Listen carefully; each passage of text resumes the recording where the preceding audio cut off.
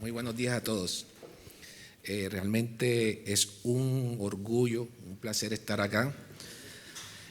Primera vez que vengo a República Dominicana, pero parece que estuviera en mi casa. Una ciudad idéntica a mi ciudad natal, que es Cartagena de Indias. Anoche que salimos un ratico, estuvimos viendo esto. Lo único es que allá se toma Club Colombia y acá Presidente, pero muy buena la cosa. Le doy gracias al comité organizador por la invitación a este evento y espero que en estos 20 minuticos que tengo de la charla podamos llevarnos unos tips que son importantes, creo que para todos nosotros los que nos gusta neuro. Tengo unos conflictos de intereses. Yo soy speaker del programa Angels o Iniciativa Angels. La Iniciativa Angels fue creada por Boehringer Ingelheim, que es el laboratorio que produce el TPA. Y es como si fuera una detención de calidad de la atención del paciente con ACV. Está a nivel mundial y nosotros queremos que todos los países que fueran latinoamericanos hicieran parte de la iniciativa. Por eso creo que es importante que Dominicana esté aquí también. Bueno, vamos a hablar de algo importante que es el tiempo. En Colombia ya hay una ley que regula la atención del ACV. Yo creo que eso es algo importante en todos los países, porque médico que no se acoja a esta atención puede ser un médico que tenga problemas legales. Fíjense que todo médico que atienda a un paciente con ACV se tiene que regir a una normativa nacional. Por lo tanto, si usted se sale de ahí, puede tener implicaciones legales. Esta frase es de un colega mío, donde dice que salvar tejido cerebral es salvar tejido social. Nuestra unidad de terapia intensiva en la ciudad de Barranquilla, contamos con 15 camas de cuidado intensivo, donde los pacientes son monitorizados en forma multinodal. Este monitor que nosotros tenemos nos monitoriza hasta electroencefalograma las 24 horas del día. Entonces son pacientes que están completamente monitorizados, y enfermería, que cumple un papel importante aquí, son las primeras personas que alertan muchas veces sobre el manejo del paciente. Fíjense cómo en las guías, en las recomendaciones de las guías, el que el paciente que hace un stroke vaya a un sitio especializado, a una terapia intensiva subespecializada, tiene un desenlace diferente al paciente que va a una unidad de cuidado intensivo general. A nivel latinoamericano, un grupo de neurointensivistas ha ido buscando cómo ir unificando criterios para que la atención de estos pacientes sea única, sea una sola. Y nuestro centro, por ejemplo, la clínica donde yo trabajo, es una institución que a veces quisiéramos que fueran más pacientes tratados. Realmente uno quisiera poder ayudar más gente. Pero el problema más grande que existe con el ACV es que el paciente que siente que se le duerme la lengua, una parte de su cuerpo está dormida, que cuando va a desayunar se le cae la taza de café porque está sufriendo un evento, él cree que con acostarse se va a mejorar. Esa es una creencia muy cotidiana. Nosotros hacemos encuestas y decimos, pero usted ¿por qué no asistió a un centro hospitalario? Y es porque las personas creen que acostándose, durmiéndose, se van a mejorar. A diferencia del paciente con infarto agudo del miocardio. Cuando a usted le duele el pecho y usted cree que se va a infartar, lo primero que hace es correr a un centro hospitalario. Y el paciente con ACV no. Entonces, quisiéramos nosotros que fueran muchos más pacientes. Fíjense que en el año 2019, antes de la pandemia, trombolizamos 32 pacientes de 145. Después se meten estos 2 años que quisiéramos que pasaran al olvido, y fíjense cómo cayó. Los pacientes con ACV se quedaron en su casa por el miedo que había con el COVID. El año pasado trombolizamos 33 y en lo que va corrido de este año llevamos 42 y no se ha terminado el año. O sea que vemos una sumatoria progresiva de pacientes.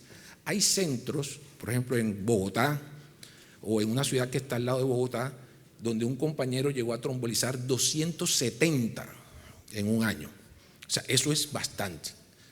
Pero uno no está, que yo quiero que sea el que más trombolice, no. Yo quiero que estos 33 que yo trombolicé los saque con la mejor calidad de vida, porque aquí lo que estamos es tratando de sacar pacientes que sean recuperables, 100%, porque esta es una enfermedad que tiene unos costos altísimos económicos cuando el paciente queda secuelado. Entonces aquí lo que buscamos es que si yo trombolicé 2 este año, esos 2 estén bien. Estas son de las cosas que yo no entiendo a veces en muchos países. Este es el recibo del agua de mi casa, que llegó en el año 2018, entonces viene pintadito de rosado. Estas son las carreras que todos hacen rosadas. Esta aerolínea se gastó mucho dinero pintando su avión rosado, y los recursos que le dan a una enfermedad como el ACV son mínimos comparados con una enfermedad que, si ustedes la ven aquí, la segunda causa de muerte es el ACV, y el cáncer, mírenlo por acá abajo. Yo no estoy en contra del cáncer de mama, pero hay cosas que se deben saber identificar por prioridades. Nosotros no recibimos recursos para el manejo del ACV. Los recursos son mal destinados, mal proporcionados. A mí me ha tocado ir a los centros comerciales, a los shopping, a repartir volantes para que el paciente sepa que es un ACV. Mientras que ustedes, por ejemplo, aquí ven la cantidad de dinero que se invierte en una enfermedad que sí es importante, pero no es tan frecuente. Entonces, son cosas que a veces uno no entiende. No vamos a hablar algo de la fisiopatología, pero sí quiero, sobre todo que aquí tengo entendido que hay residentes, nosotros tenemos que buscar esto. Este tejido que está alrededor, que es el tejido salvable, es lo que nosotros tenemos que ir a buscar en la recuperación del paciente. Las guías que están actualizadas, las últimas 2019, y creo que dentro de poco van a salir unas mucho más actualizadas, nos recomiendan una serie de escalas que van a ser fundamentales para la atención del paciente. El BFAS, que está en inglés, que la Red Colombiana de Ataque Cerebrovascular lo que hizo fue traducirla y ponerle ahora, o esta, que la utiliza la iniciativa Angels. Cualquiera de esas escalas, en inglés, en español, en el idioma que usted quiera, son fundamentales que las conozca desde el más supraespecialista hasta la persona que le abre la puerta al paciente en la institución. ¿Por qué? Bueno, ya el doctor Díaz ya habló sobre el NIH. Esta escala nosotros le recomendamos a nuestros residentes que no se la aprendan de memoria. Hay un estudio en el cual se demostró que si usted intenta aprenderse esto de memoria, la posibilidad de que la haga bien es baja. Por lo tanto, usted lo que tiene que tenerla es impresa en su servicio de urgencia, y usted lo que hace es chequear, solamente colocarle un chulo a los hallazgos que encuentra en el paciente. Eso no hay que aprendérselo de memoria. Y el NIH divide el ACV en esto, que ya el doctor lo habló. Pero para nosotros no debe haber ACV leve. Todo ACV es grave. Todo paciente que está cursando con un evento isquémico es un paciente que usted se tiene que quedar con él a estudiarlo. Sí, sabemos que a veces hay cosas que nos da la posibilidad de mandarlo rápido a la casa o mandarlo con una serie de exámenes, pero nosotros siempre le inculcamos a nuestros residentes de que no hay ACV leve. Esto es una enfermedad mortal. Eso es como si usted mandara una angina para su casa y el paciente le va a llegar infartado. Es igual. Si usted coge un paciente con un evento de estos isquémicos leve, después le va a llegar parético, después le va a llegar focalizado. Entonces, este paciente no hay paciente leve. Todo ACV es grave. La escala de Cincinnati, que también se utiliza, la de Los Ángeles, la de ranking que utilizamos, y miren esta diapositiva. Cuando usted tiene una persona entrenada, aquí, cuando usted tiene un personal paramédico entrenado en la escala, mire el porcentaje con respecto al radiólogo, que es el que más lee tomografía. O sea, este 68 es el que abrió la puerta del hospital y este 70 es el neuroradiólogo. ¿Cuál es la diferencia? 2 puntos.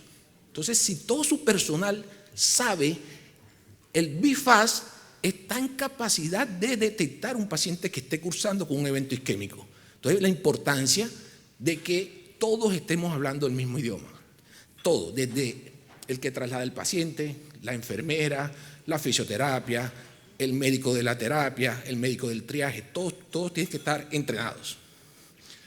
Y fíjense, por ejemplo, que el diagnóstico de ACV es un diagnóstico clínico. Yo no tengo que esperar la tomografía para saber que el paciente está cursando con un ACV. Mi diagnóstico es clínico. Yo lo que hago es confirmar de que el paciente sí está en el evento con una tomografía. Entonces, fíjense, la iniciativa Ángels divide la enfermedad así: una fase prehospitalaria, una fase hiperaguda, una fase aguda y una fase post. En esta fase prehospitalaria, creo que en Latinoamérica estamos en pañales. ¿En pañales por qué? Porque en Europa, en Estados Unidos, se trombolizan las ambulancias, se trombolizan en helicópteros. Las ambulancias tienen tomógrafo portátil. Creo que el país de Latinoamérica que nos lleva un poco de ventaja sobre esto quizás es Argentina, donde tienen tomógrafos en las ambulancias portátiles, pero nosotros, por ejemplo, todavía tenemos pacientes que llegan en los taxis, pacientes que son recogidos por el familiar en su carro privado. Entonces, en la atención prehospitalaria es donde deberíamos de pronto hacer mucho más educación. Fíjense esta diapositiva. Si yo tengo un paciente con un ACV y no sé escoger el hospital donde lo voy a llevar, es un paciente que probablemente no se va a beneficiar de una serie de procedimientos que hoy en día contamos. Los que nos dedicamos de pronto a la parte endovascular, sabemos que la trombectomía mecánica cambió el manejo de esta enfermedad. Y entonces, si usted coge un paciente que está cursando con un evento de esto y lo lleva a un sitio donde no hay siquiera una aspirina, esto es un paciente que no se va a beneficiar. Esto es un paciente que probablemente va a quedar secuelado. Entonces, la importancia de escoger bien el direccionamiento de los pacientes. Y si no tenemos una red pública de ambulancias donde el paciente sea recibido y trasladado a una forma, a un sitio correcto, esto nos puede generar, o nos genera, porque a nosotros realmente nos genera una serie de inconvenientes. Entonces, fíjense que hay que saber escoger dónde se va a llevar los pacientes. Ya esto lo hablamos, el ABC, usted coge un paciente, lo canaliza, la saturación de oxígeno, y para trombolizar el paciente, usted lo único que necesita tener es una glicemia, una glucometría. Yo no puedo esperar ni las pruebas de función hepática, ni las pruebas de función tiroideas. No, yo simplemente tengo un paciente, le hago una glucometría. Si el paciente no está cursando con una hipoglicemia, tengo una tomografía que no me muestra sangrado, yo puedo iniciar mi protocolo de trombolisis. No necesito esperar nada más. Alguien me podría decir, sí, y si el paciente viene tomando warfarina, entonces esos son los casos que se salen de lo normal. Entonces, si el paciente viene tomando warfarina, yo simplemente necesito hacerle un INR, y si ese INR está menos de 1,7, lo puedo trombolizar. Si está más de 1,7, puedo revertir el efecto de la anticoagulación y luego ponerle el trombolítico. Presión arterial, ya sabemos que hay unos medicamentos que podemos utilizar. Si mi paciente está hipertenso, yo le arranco la betalol y una vez que tenga los objetivos que muestra la guía sobre la tensión arterial, arranco mi medicamento.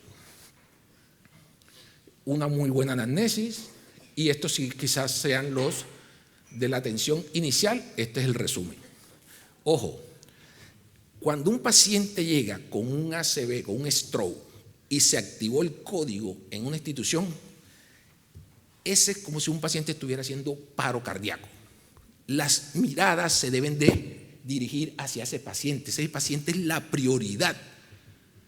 Ese es el paciente que todo el mundo tiene que estar en ese momento atendiendo. ¿Por qué? Porque aquí, si usted pierde tiempo, pierde la posibilidad de salvarle el tejido al paciente, tejido cerebral, y tejido cerebral es tejido social. Entonces, quizás estas son las conclusiones, y ahora sí, vamos a la parte que nos interesa más. En los Estados Unidos, como les decía, hay una notificación previa a los pacientes. El paciente desde la ambulancia ya tiene un reporte tomográfico, porque eso va directamente al centro de radiología de los grandes centros de ACV que ellos tienen. Pero a nosotros en Latinoamérica nos toca jugar un poco con esto. Entonces, cuando el paciente llegó a la institución, el triaje, acá también se le dice triaje, ¿verdad? La atención inicial del paciente, el triage, lo debe hacer una persona que esté familiarizada con la enfermedad, y lo debe hacer una persona que direccione el paciente por una línea diferente directo al tomógrafo. O sea, no tiene que pasar por tanto que esperan aquí, que quédate aquí un rato. No, ese paciente es la prioridad, porque ese paciente lo que estamos es necesitando tiempo. Esto es de tiempo. Fíjense que si el paciente va al escáner, en el mismo escáner, en el mismo tomógrafo, se puede iniciar el medicamento. Entonces, eso es de lo que la iniciativa Ángels le quiere dejar a las personas. Esto no es necesario de que perder tiempo, o como otros médicos, no es que hasta cuando me den la cama de terapia intensiva voy a iniciarle el medicamento. No, el medicamento se inicia desde mucho antes de llegar a la terapia intensiva. Entonces aquí están los signos, que ya el doctor habló, el signo de la cerebral media hiperdensa, pero ojo, si yo encuentro este signo, y como sé que la TPA, la posibilidad de reperfusión de este paciente puede ser muy baja, yo voy llamando a mi equipo endovascular enseguida. Yo tengo esta imagen y yo alerto al equipo endovascular y yo digo, oye, voy a trombolizarte un paciente, pero si no reperfunde, sabes que puede ir a trombectomía mecánica. Entonces esto es un grupo de médicos que están por un solo objetivo, abrir esa arteria. Entonces este signo ya de entrada a mí me dice que la posibilidad de que el vaso abra es baja, y sobre todo cuando son oclusiones más proximales. Entonces yo tengo que ir alertando a mi equipo de endovascular para que de pronto vaya a tener que entrar con este paciente.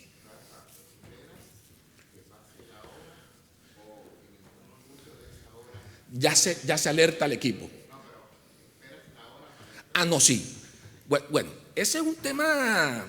Aquí vamos, me gusta esto porque aquí la idea es que vamos a discutir. O sea, aquí esto no nos vamos a pegar al papel. Aquí, o sea, de pronto, con esa pregunta que me acaba de hacer, de pronto el objetivo o el futuro del manejo de esta enfermedad está en la parte endovascular.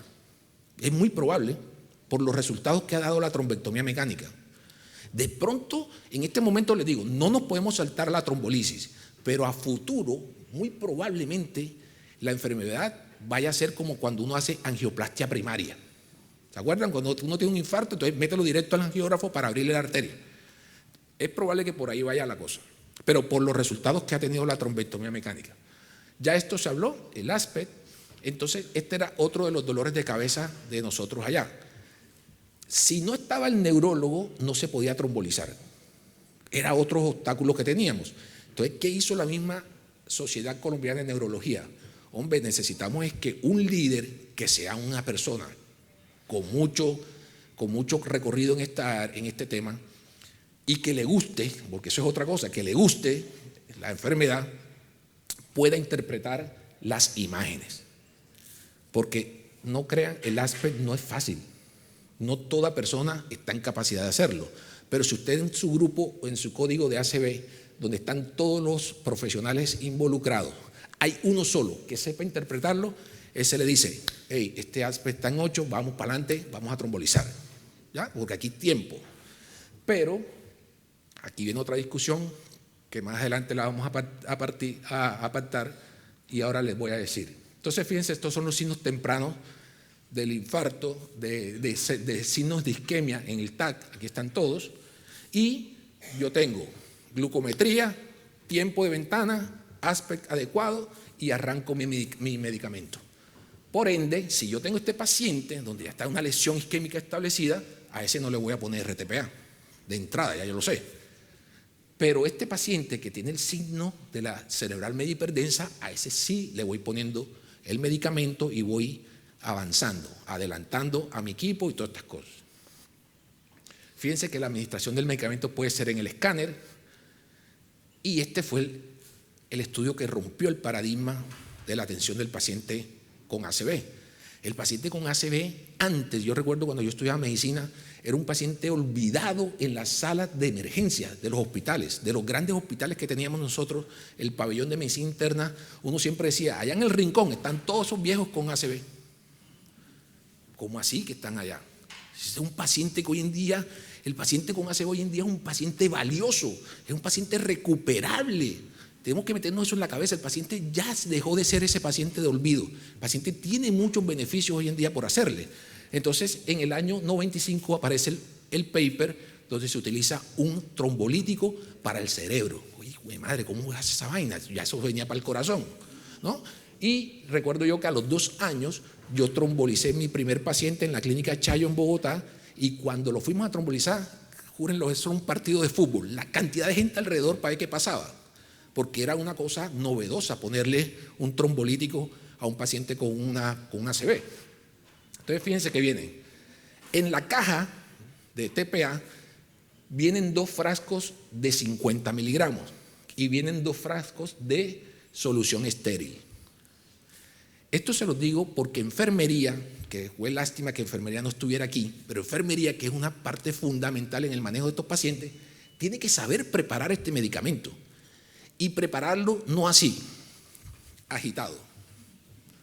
El medicamento se prepara, el polvo que viene para diluir se coloca en la parte inferior, esta es una valvulita que se coloca aquí arriba y luego se conecta el agua estéril, de tal forma que el líquido cae, moja el polvo, lo diluye y forma una solución transparente. Pero no lo puedo coger a batir, porque en el momento que usted lo bata, se forma una espuma y ya no va a ser lo mismo el medicamento.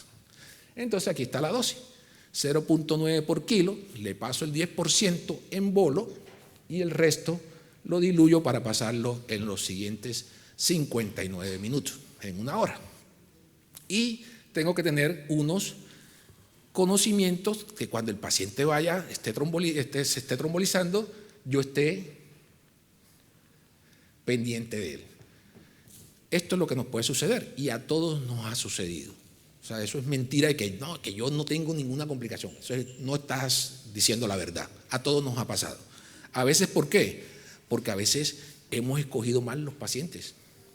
O el paciente tiene mucha comorbilidad. O el paciente está hipertenso y no lo hemos podido controlar. Entonces el paciente puede sangrar. Y hay que explicarle a la familia que esto puede suceder. Y nos ha pasado. Nos ha pasado. El paciente te puede hacer esto, un edema angioneurótico, y nosotros tenemos descrito pacientes con edema agudo de pulmón durante la trombolisis. ¿Por qué? Porque el paciente lo puede hacer. ¿Qué pasa? Si el paciente me hace una complicación durante la trombolisis, yo siempre tengo que suspender la infusión del RTPA, mandarle un escáner, y si el escáner me arroja que no hay hemorragia, yo controlo y sigo trombolizando al paciente. No es que le voy a suspender el medicamento, yo lo sigo. ¿Por qué? Porque lo más seguro es que de pronto es una complicación menor. Entonces, el paciente, aquí la prioridad es salvar el tejido cerebral, ¿ya? Pero si el paciente me hace esto, por ende que yo tengo que suspender la infusión de TPA, ¿ya? Pero hay complicaciones que son menores. Entonces, estos serían algunos de los cuidados después que yo trombolicé el paciente, que es la siguiente conferencia que Berra me colocó, pero le vamos a dar un giro diferente. Valoración durante la trombolisis. Yo tengo que hacer el NIH 15 minutos durante esa hora que yo le estoy pasando el medicamento. ¿Para qué? Para ver si los puntos vienen bajando, porque si el NIH me viene descendiendo, yo estoy haciendo bien las cosas, mi paciente viene mejorando. Pero si yo arranco con un NIH de 12 puntos y a los 15 minutos tengo 17, ¿verdad? Que algo pasó. Algo pasó de entrada. El paciente viene empeorando. Entonces yo a ese paciente tengo que hacerle una tomografía urgente. Pero si mi paciente arranca en 17, viene por 15, viene 12, ya el paciente viene mejorando. Y eso es una de las alegrías más grandes que uno se lleva cuando el paciente viene mejorando. También control estricto de la presión arterial. Y esto aquí que es los exámenes que yo le haría al paciente después de trombolizado. Bueno, entonces la ventana dice 4 horas y media que tengo para hacer un medicamento. Ya hoy en día sabemos que hay unos estudios donde la ventana de trombolisis se ha extendido, estos son los 2 grandes estudios, pero para eso ya no puedo hacerlo con tomografía normal, ya tengo que tener unas imágenes de mejor calidad, que es la resonancia. ¿Qué es lo que sucede con la resonancia? ¿Y por qué la iniciativa Angels no tiene la resonancia como primera opción para iniciar trombolítico? Porque ustedes saben que el protocolo de resonancia cerebral, en el mejor de los casos, demora entre 45 y 50 minutos hacer el protocolo de cerebro. Entonces fíjense que usted va a perder casi 1 hora. Pero yo le puedo decir a mi técnico de radiología que me haga una ventana cerebral rápida, o sea, que me coja los cortes que valora el ASPE, que son los núcleos de la base y donde está cerebral media M3, M4. Y con esos cortes, que se demoran más o menos unos 12 minutos, las secuencias rápidas de cerebro, yo puedo entrar a jugar con estas ventanas. Y eso fue lo que demostró los estudios. Usted tiene una imagen de mayor calidad donde demuestra que hay tejido cerebral viable, que es valioso. Entonces aquí están el TPA y acá están los 2 estudios donde la ventana se extendió hasta 9 horas. Entonces, pero importante eso, tener resonancia si la ventana está extendida. Esto, si yo tengo resonancia, sobre todo en el ACV del despertar. El ACV del despertar es ese abuelito que se acostó a las 10 de la noche, todo el mundo lo vio bien y cuando se despertó, se despierta con un déficit motor. Entonces no sabemos cuándo fue la última vez que vimos al paciente por última vez sin lesiones. Entonces yo le hago una resonancia con una secuencia rápida y observo entre la difusión y la relación entre la difusión y el flare. Si la veo en uno solo, puede ser que este tejido todavía tenga viabilidad y me la juego y lo trombolizo, ¿no? Pero si lo veo en las 2, quiere decir que ya hay mucho tiempo de evolución del evento y efectivamente no voy a poner en riesgo a un paciente de estos y lo puedo de pronto transformar en hemorrágico, ¿ya? Pero, por ejemplo, nos llegó un paciente, docente de una universidad, docente de español, 52 años, y llegó con un tiempo que no sabíamos cuánto tiempo de evolución había tenido el paciente. Entonces se puede imaginar un profesor afásico, una persona que se dedica a enseñar y va a quedar sin poder hablar. Entonces todo ese contexto, cuando le llega a uno un paciente para trombolizar, lo tiene que uno comenzar a analizar y cogerlo con pinzas, porque a veces uno debe de jugar y a veces arriesgar cosas. El médico que estaba en urgencia, el emergenciólogo, le hizo una resonancia y encontró unos signos así, había un mismatch y lo chateó en el grupo de ACV que tenemos y dijimos, dele, vía libre, nos la vamos a jugar. El señor había llegado yo creo que con más de 6 horas. Le dimos vía libre y se recuperó. Entonces, ¿qué sucede? Que hay casos de casos en los cuales uno tiene que ya entrar a analizar muchos otros aspectos que si uno se pega a la guía, nunca los podría hacer. O sea, si nos pegamos juiciosamente al papel, de pronto se van a salir de ese papel muchos pacientes que podrían ser recuperados. Entonces, es importante eso. Saber que hoy en día se puede también trombolizar con TNK. Eso es un medicamento, un fibrinolítico que tiene una afinidad mucho más rápida por el trombo y aquí está la dosis, que es de 0,25 miligramos por kilo con una dosis de 25. Oh, belleza. ¿Saben cuál es el país que más experiencia tiene trombolizando con TNK en Latinoamérica? Bolivia.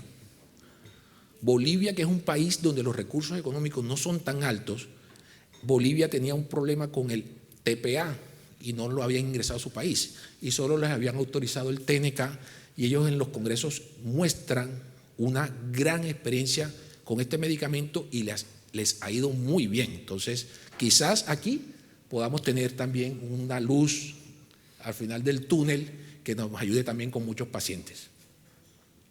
Estas son las contraindicaciones que decía la charla de trombolítico. Entonces, yo no quise traerles el papelito ese donde, contraindicaciones, ya no las conocemos, el sangrado, el que acaban de operar. Por ejemplo, un paciente que acaban de operar de corazón abierto, con una FA, le hace una ACV, pues enseguida yo sé que ese no lo voy a trombolizar, se lo tengo que mandar a trombectomía mecánica. Pero esta parte de la charla sí la quería hacer, era con esto.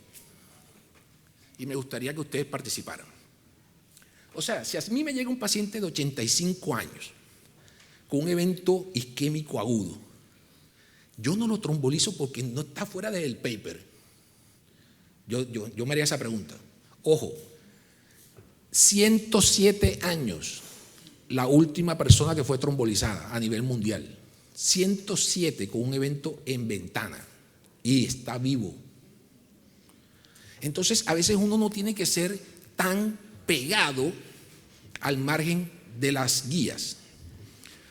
El año pasado trombolizamos nosotros uno de 92 y nos lo jugamos, vamos a echarle para adelante y nos fue bien. ¿Será que si yo tengo un paciente con cáncer terminal y me hace un evento isquémico, yo lo voy a dejar de trombolizar porque tiene un cáncer? Es una pregunta que uno se haría.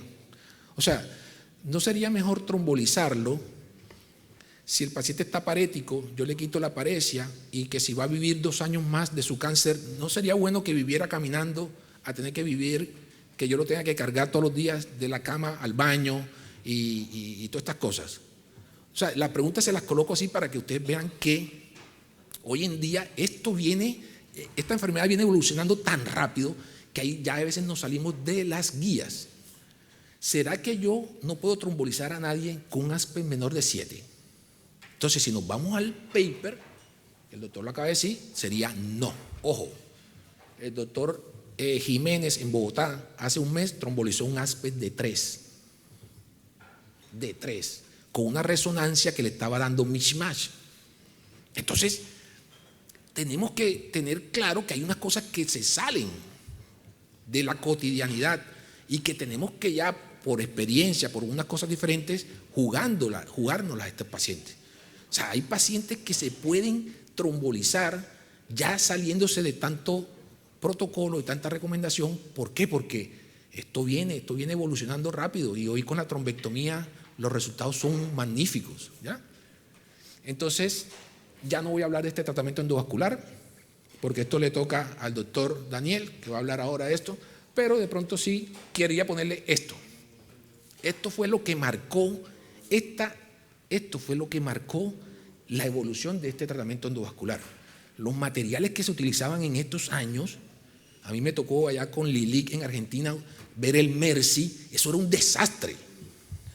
Un desastre intentar con un sacacorcho, así como cuando uno se va a tomar un vino, intentar traspasar un trombo para ver si tú lo jalas y te lo traes. Eso fue un desastre. Hasta cuando llegó, ya en estos años, que comienzan los stent retriever, comienzan los estudios y con la cantidad de material que hay en día, que son muy flexibles, mejores navegables, que hacen una cantidad de cosas, esto sí causó un impacto en la terapia endovascular y en el futuro de la atención de estos pacientes. Esto sí ha marcado la diferencia.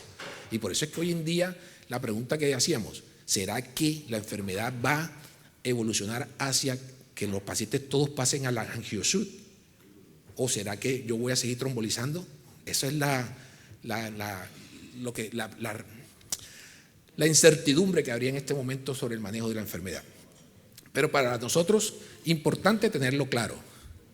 Paciente que tenga 4 horas y media con unos hallazgos importantes, no tenerle miedo a trombolizar pacientes.